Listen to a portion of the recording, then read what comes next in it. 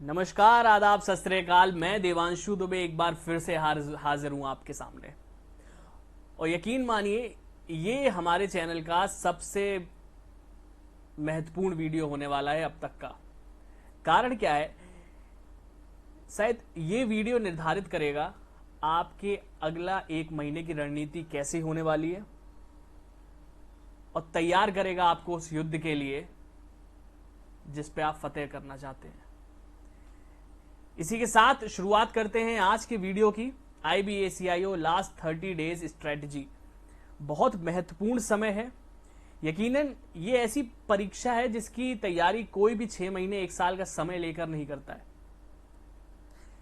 तो यकीन मानिए, सबने इसकी रणनीति अभी ही पिछले 1 महीने में ही बनाई होगी और उसमें भी अब आने वाला 1 महीना, शेष 1 महीना जो है वो बहुत महत्वपूर्ण रोल प्ले करने वाला है। इसी को आसान बनाने के लिए मैं आपके सामने ये स्ट्रेटेजी लेके आया हूं। मैंने IBACIO 2024 में खुद निकाला है, तो मुझे ये पता है कि आखिरकार IBACIO डिमांड क्या करता है आपसे, वो कैसे बच्चे चाहता है अपने डिपार्टमेंट में।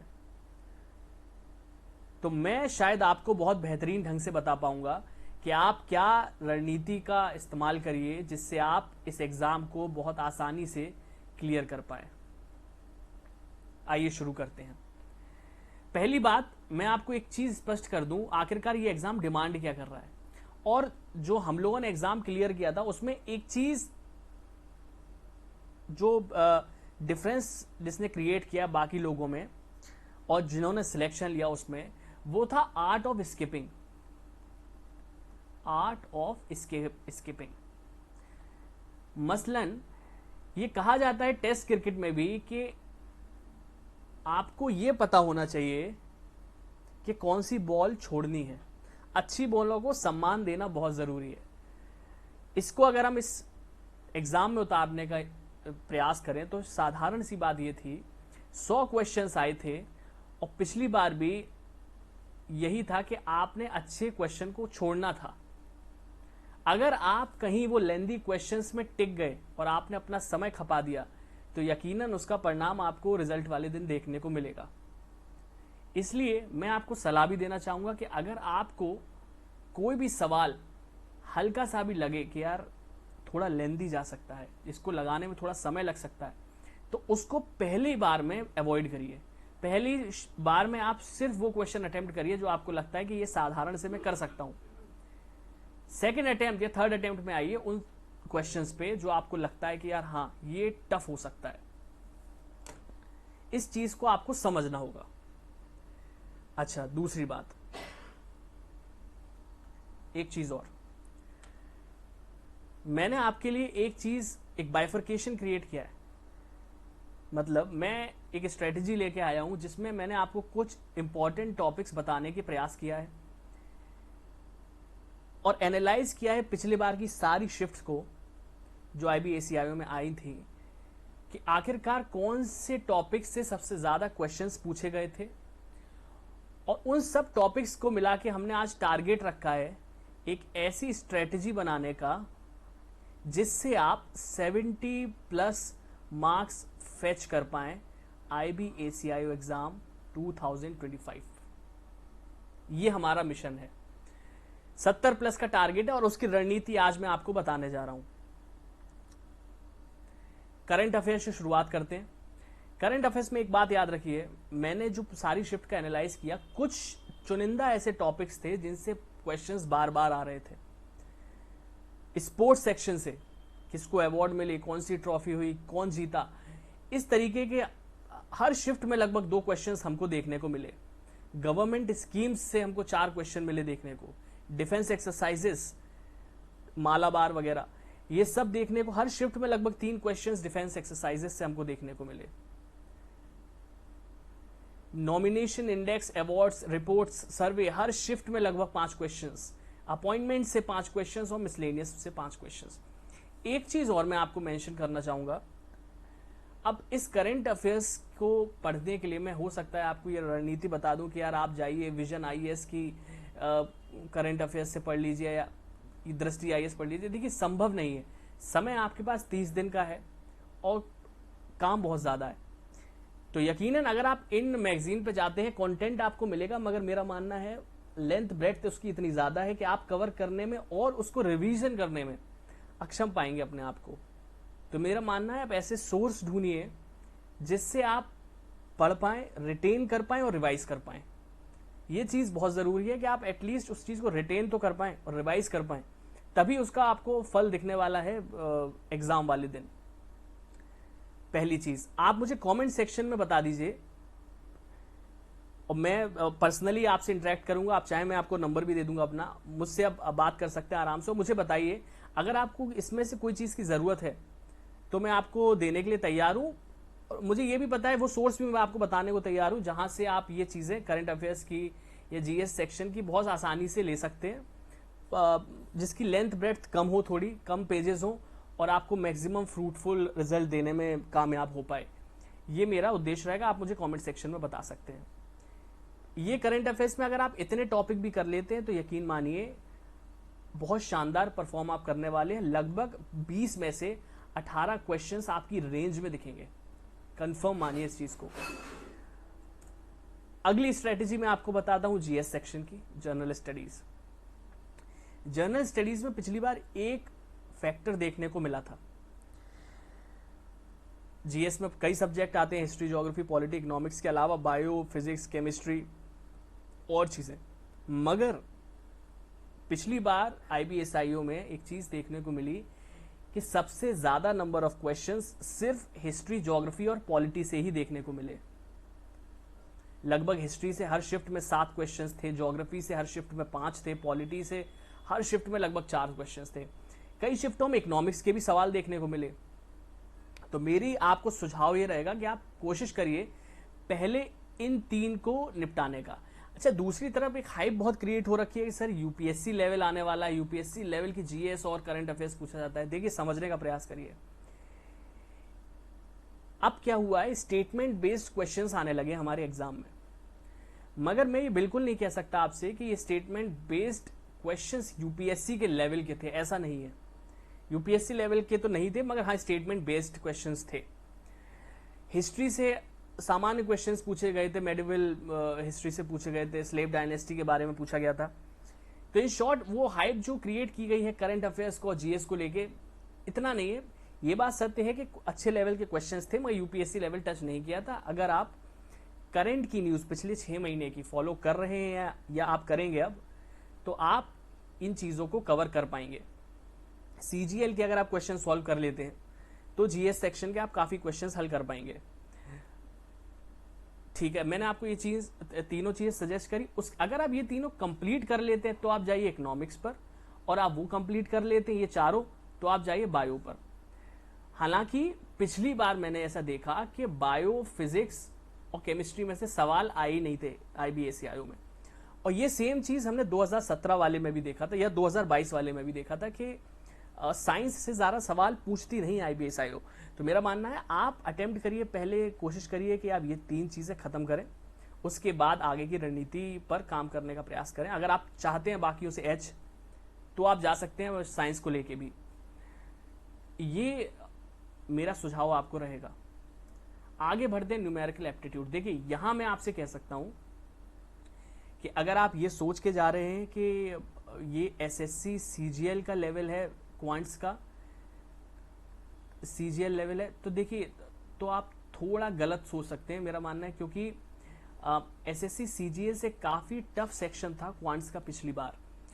इस चीज को अगर आपको समझना है और इस चीज के लिए, इस न्यूमेरिकल एप्टीट्यूड वाले सेक्शन के लिए अगर आपको तैयार होना है, तो मैंने अभी कुछ दिनों से टॉप 2 क्वेश्चन सीरीज चालू की थी।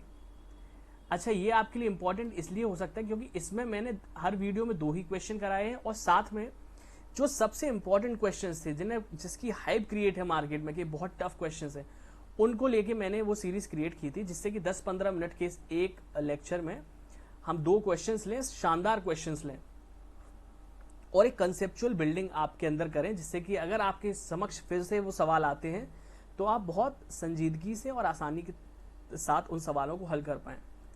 एक ब्रेकेज मैंने आपको देने का प्रयास किया है, बाइफर्केशन देने का प्रयास किया है कि आखिरकार पिछली बार आईबीएसईआईओ में हुआ क्या था। लगभग हर शिफ्ट में नंबर सिस्टम के 4 क्वेश्चंस देखने को मिले थे, सिंप्लीफिकेशन के 2 क्वेश्चंस, परसेंटेज के 2 क्वेश्चंस हर शिफ्ट में थे, प्रॉफिट एंड लॉस और डिस्काउंट भी ऐड कर लीजिएगा, इसमें आप डिस्काउंट भी ऐड कर लीजिएगा। हर शिफ्ट में लगभग 3 क्वेश्चंस थे, टाइम स्पीड डिस्टेंस के 2 क्वेश्चंस थे, टाइम एंड वर्क के एक मिक्सचर का 3, CI एंड SI के 2 क्वेश्चंस थे। दूसरी चीज, कई सवाल, मैं अगर आपको सारी शिफ्ट का एक क्रक्स बताना चाहूं तो 20 में से आउट ऑफ 20 क्वेश्चंस हमने देखा था कि सिर्फ 13 से 14 क्वेश्चंस ही ऐसे थे जिसको बच्चे अटेम्प्ट कर रहे थे या आसानी से कर पा रहे थे, बाकी क्वेश्चंस टफ थे। ये बात बिल्कुल सही है कि क्वेश्चन टफ थे। मैं आपको इसलिए बता पा रहा हूं कि मैंने वो सारे क्वेश्चन सही किए थे, मेरे मैथ्स में अच्छा खासा टोटल आया भी था, इसीलिए मैंने एग्जाम क्लियर भी कर लिया था आसानी से। तो मैं आपको ये बताना चाह रहा था कि जो उसके अलावा तो आपको ये, जब आप पेपर अटेम्प्ट कर रहे होंगे, आपको ये ध्यान रखनी होगी चीज कि आप उन 20 में से पहले उन क्वेश्चंस को अटेम्प्ट कर लें जो आपकी रेंज में है और जो थोड़े आसान हैं। अगर आप उन 3, 4, 5 क्वेश्चंस के पीछे भागे जो लेंदी हैं, जिनको पढ़ने में ही आपको 2 से 3 मिनट लग जा रहे हैं, तो आप अपना टाइम ज्यादा वेस्ट कर लेंगे और गेन कम करेंगे। क्योंकि ये चीज ध्यान रखिए, हर सवाल का एक ही नंबर है, ऐसा तो है नहीं आपको नंबर ज्यादा मिल रहे हैं। तो उस चीज, उससे बेटर है कि आप और किसी 2-3 क्वेश्चन सॉल्व कर लीजिए। मैंने टॉप 2 क्वेश्चन सीरीज में शायद लेक्चर 2 या 3 में एक सवाल कराया था, आप उसको देखिएगा, बहुत लेंदी क्वेश्चन था, ऐसे फॉर्मेट में दे रखा था, बड़ा निबंध टाइप का प्रश्न था, वो मैथ में पूछा गया।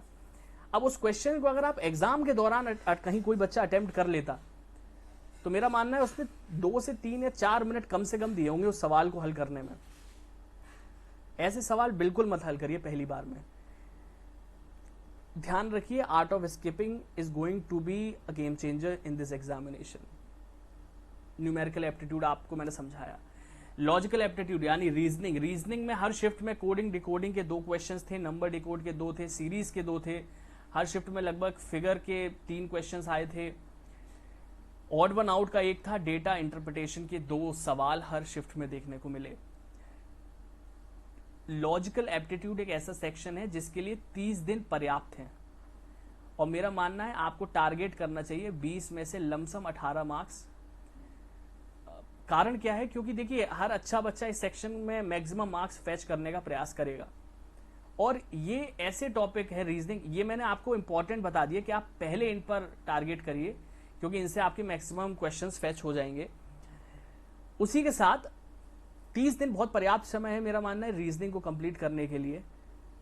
तो आप पहले इनको टारगेट करिए जिससे कि आप मैक्सिमम रेंज में आ जाएं वो सारे क्वेश्चंस। उसके बाद आप कोशिश करिए कि रीजनिंग को तो अच्छे से किया जाए, जिससे कि 20 में से 18-19 मार्क्स आराम से फैच किए जा सके। अगले सब्जेक्ट पर बढ़ते हैं। इंग्लिश के सवाल आए थे। वोकैब का बहुत बोलबाला था पिछली बार। मैं वोकैब मैंने लिखा है, इसका मतलब इसमें एंटो भी थे, सिनोनिम्स भी थे, इसमें वन वर्ड सब्स्टिट्यूशन भी थे। अलग अलग मैंने नहीं लिखा है, वोकैब से समझ जाइए। पैराजंबल्स थे, पैराजंबल्स कई बहुत लेंदी भी आए थे। तो वही बात है, पहले अटेम्प्ट में उसको आप मतलब पहली राउंड में उसको अटेम्प्ट ना करें। अगर आपको लगता है कि ज़्यादा टाइम लेगा तो पहले आप पूरा इंग्लिश का सेक्शन एक बार ले लें, आखिरी में टाइम बचे तो वापस पैराजंबल पर आइए और फिर सॉल्व करिए। एरर डिटेक्शन के सवाल थे। एरर डिटेक्शन के लिए मैं आपको बताना चाहूँगा, पहले आप ग्रामर के कुछ चैप्टर्स ज़रूर कर लें, जैसे नाउन, प्रोनाउन, एडजेक्टिव, एडवर्ब और सब्जेक्ट वर्ब एग्रीमेंट। इसी के साथ साथ टेंस, एक्टिव एंड पैसिव और डायरेक्ट एंड इनडायरेक्ट। ये टॉपिक्स आप जरूर करके जाएं अगर आपको इंग्लिश के सेक्शन में मैक्सिमम स्कोर करना है। गेम चेंज करेगा ये यहाँ पे भी। पैराजंबल्स अच्छे लेवल के आए थे, पैराजंबल्स आप जरूर प्रैक्टिस करके जाइएगा। वोकैब तो देखिए ग्रेजुअल प्रोसेस है, सबको पता है कि आपने अगर पहले से पढ़ रखा है तो आप 1 घंटा रोज देते रहेंगे तो ठीक एक रिदम बन जाएगा। अगर पहले से आपने कुछ तैयारी कर रखी है तो बहुत बड़ा एडवांटेज आपके सामने क्रिएट होगा। ये मेरे हिसाब से आपके लिए रणनीति थी।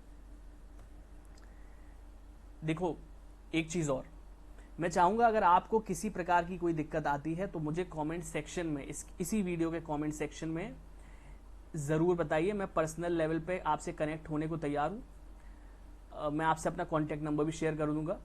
देखिए, मैंने ये निकाला है एग्ज़ाम, तो मुझे बहुत बारीकी से इसका पता है कि आखिरकार ये कैसे गेम प्ले होता है इसमें।